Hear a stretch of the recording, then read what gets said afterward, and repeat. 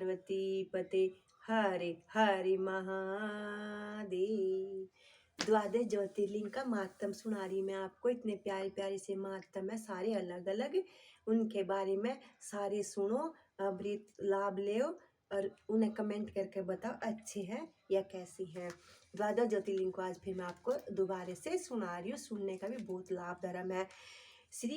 ओम श्री विश्वेश्वराय नमः। ओम श्री केदारेश्वराय नमः। ओम श्री मल्लिकार्जुनेश्वराय नमः। ओम श्री भीमशंकराय नमः। ओम श्री अमरनाथाय नमः। ओम श्री महाकालेश्वराय नमः। ओम श्री सोमनाथाय नमः। ओम श्री वेदनाथाय नमः। ओम श्री नागनाथाय नमः। ओम श्री गुमेशनाथाय नमः। ओम श्री त्र्यंबकाय नमः। ओम श्री रामेश्वराय नमः।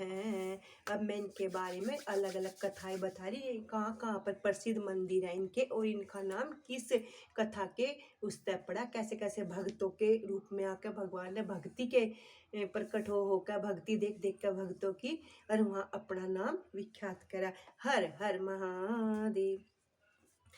ओमकारेश्वर महादेव की जय। आज मैं ओमकारेश्वर महादेव के बारे में बताऊंगी। उनका ज्योतिर्लिंग कहाँ पर है। यह ज्योतिर्लिंग मध्य प्रदेश में पवित्र नर्मदा नदी के तट पर अवस्थित है।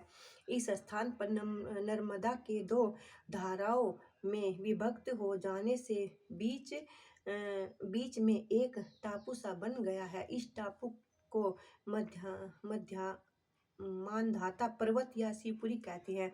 नदी की एक धारा इस पर्वत के ऊपर दूसरी दक्षिण दिशा में होकर बहती है। दक्षिण वाली धारा ही मुख्य धारा मानी जाती है। इसी मानधाता पर्वत पर श्री ओमकारेश्वर ज्योतिर्लिंग का मंदिर स्थित है। पूर्व काल में महाराजा मानधाता ने इस पर्वत पर अपनी तपस्या से भगवान शिव को प्रसन्न किया था।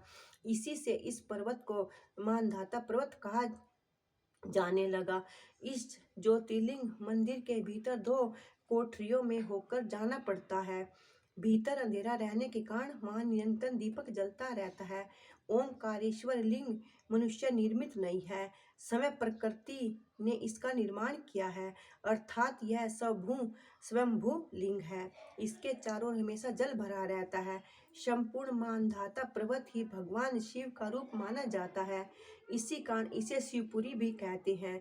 लोग भक्ति पूर्वक इसकी परिक्रमा करते हैं। यह पर्वत ओम रूप में है। इसकी परिक्रमा पैदल या नाव द्वारा की जाती है। कार्तिक पूर्णिमा के दिन यहाँ बहुत भारी मेला लगता है।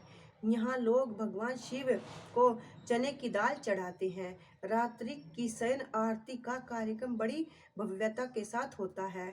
तीर्थ यात्रियों को इसके दर्शन अवश्य करने चाहिए। इस ओमकारेश्वर ज्योतिर्लिंग के दो स्वरूप हैं। एक को अमलेश्वर के नाम से जाना जाता है। यह नर्मदा के दक्षिण तट पर ओमकारेश्वर ज्योतिर्लिंग से थोड़ी दूर हटकर है। पृथक होते हुए भी दोनों की गणना एक ज्योतिर्लिंग में की जाती है। लिंग के दो स्वरूप होने की कथा पुराणों में इस प्रकार दी गई है। एक बार विंध्य पर्वत ने पार्थिव अर्चना के साथ भगवान शिव की 6 मास तक कठिन उपासना की। उनकी इस उपासना से प्रसन्न होकर भूत भावन शंकर जी वहां प्रकट हुए। विंध्याचल की इस वर प्राप्ति के अवसर पर वहां बहुत से ऋषिगण और मुनि भी पधारे।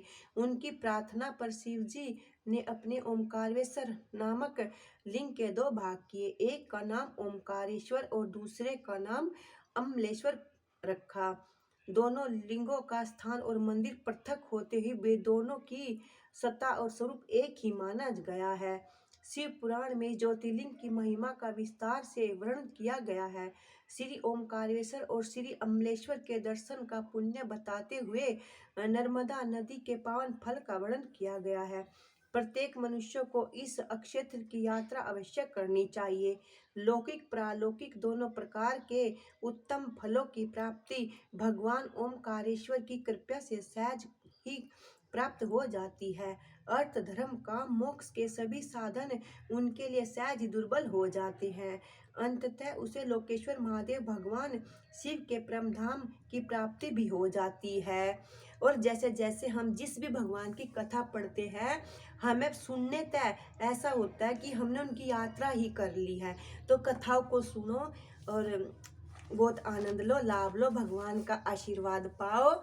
और ओमकारेश्वर महादेव की जय। आज तो हम क्या ओमकारेश्वर महादेव की यात्रा भी कर ली, आगे और यात्राएं करेंगे। हर हर महादेव।